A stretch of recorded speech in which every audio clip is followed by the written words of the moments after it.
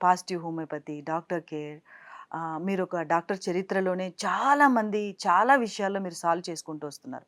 ఒక పేషెంట్ వచ్చిన తర్వాత వెంటనే ఫీవర్ వచ్చిందా? నో. మీరు రివర్స్ ఎళ్తున్నారు.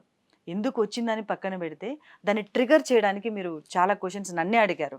సో, అసలు ఏంటి సార్ మీరు? ఎలా దీన్ని ముందుకు తీసుకొచ్చారు? మీకొక చిన్న ఎగ్జాంపుల్ చెప్తాను.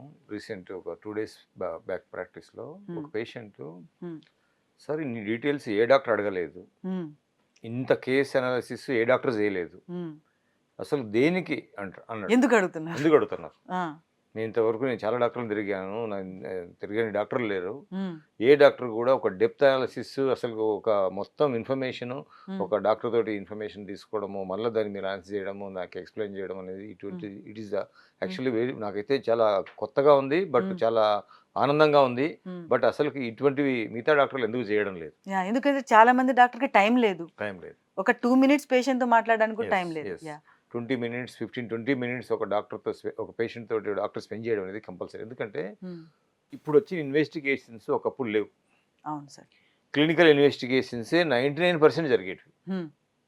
అబ్డామినల్ ఇన్వెస్టిగేషన్ కానివ్వండి, ఫిజికల్ ఇన్వెస్టిగేషన్ కానివ్వండి, హ్మ్. వాటెవర్ మేబీ హ్మ్. ఒక డాక్టరు అక్కడే క్లినిక్‌లోనే మొత్తం హ్మ్. పేషెంట్ యొక్క పాస్ట్ హిస్టరీని, పేషెంట్ యొక్క చైల్డ్ హిస్టరీని, పేషెంట్ యొక్క కరెంట్ హిస్టరీని తీసుకొని, హ్మ్. అసలు ప్రెజెంట్ ప్రాబ్లమ్ తీసుకొని, ఒక అనాలిసిస్ చేసుకొని, హ్మ్. ఈ ప్రాబ్లమ్ ఎందుకొచ్చింది? ఏ డౌట్ వచ్చిందని క్లినికల్‌గానే అసలుకు డయాగ్నోసిస్ ఉండేది. హ్మ్. అటువంటివి ఈరోజు ఇన్వెస్టిగేషన్స్ వచ్చిన తర్వాత డాక్టర్లు ఆ ఇన్వెస్టిగేషన్స్ పైన డిపెండ్ అయిపోయి, ఓకే. సొంత బుర్ర వాడకుండా, ఓకే.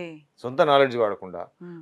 99% ఇక్కడే క్లియర్‌గా మనం డయాగ్నోసిస్ చేయాల్సిన ప్రాబ్లమ్‌ని హ్మ్. మనం ఫస్ట్ అసలు పేషెంట్‌తో మాట్లాడకుండానే ఇన్వెస్టిగేషన్ పంపించి, మిషన్‌కి అలవాటు మిషన్‌కి పడిపోయామంటారా? అలవాటు పడి, హ్మ్. ఆ తర్వాత డయాగ్నోస్ చేయడం అనేది ఒక రాంగ్ వేలో ప్రాక్టీస్ వెళ్తున్నారు. ఓల్డ్ ప్రాక్టీషనర్స్ చూస్తే గనక హ్మ్. అలోపతి గానివ్వండి, అవును సార్. ఆయుర్వేదిక్ గానివ్వండి, ఈవెన్ హోమియోపతి గానివ్వండి, హుహు. అసలుకు ఫిజికల్ ఎగ్జామినేషన్‌లోనే ఈ ప్రాబ్లమ్ ఉందని హ్మ్. కన్ఫర్మ్ అయిపోయేది. అవును ఆ సార్. తర్వాత డౌట్ కోసం మాత్రమే ఇన్వెస్టిగేషన్స్ ఉండేటివి. తర్వాత ప్రాసెస్ అది. సో, హ్మ్. అక్కడ మనం ఏమైందంటే గనక హ్మ్. కేస్ హిస్టరీ లేనిది ఏ డాక్టర్ అయితే ట్రీట్ చేస్తాడో, హ్మ్. ఆ డాక్టర్ కరెక్ట్ కానే కాదు. పర్ఫెక్ట్. నేను ఖచ్చితంగా చెప్పగలను. ఓకే. ఎందుకంటే, హ్మ్. ఆ కేస్ హిస్టరీ నా మెడిసిన్‌కి అవసరం. హ్మ్. ఆ కేస్ హిస్టరీ పేషెంట్‌ని అర్థం చేసుకోవడానికి అవసరం. హ్మ్. ఇప్పుడున్నటువంటి మెడికల్ సిస్టమ్‌లో ఇటువంటి ఆధునిక సమాజంలో హ్మ్. సో, డాక్టర్లు పేషెంట్‌ని అర్థం చేసుకోలేకపోతే, హ్మ్.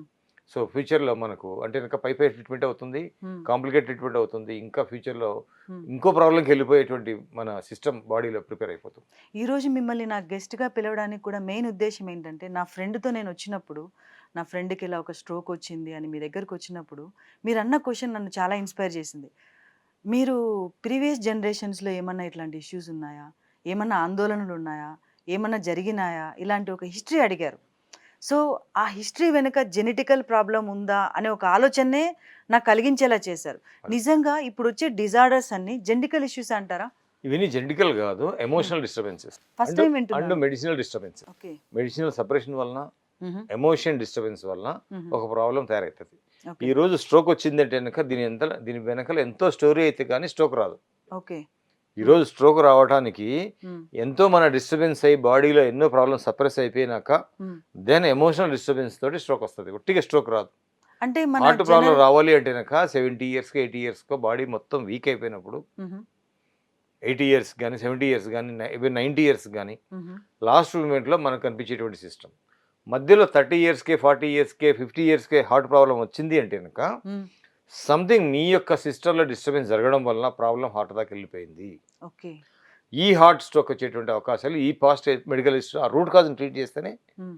మనం ట్రీట్ చేయాల్సింది. ఓకే. సో, అనవసరంగా డైరెక్ట్‌గా కార్డియాక్ మెడిసిన్ వాడతాం. యెస్. బీపీకి మెడిసిన్ వాడతాం. అవును.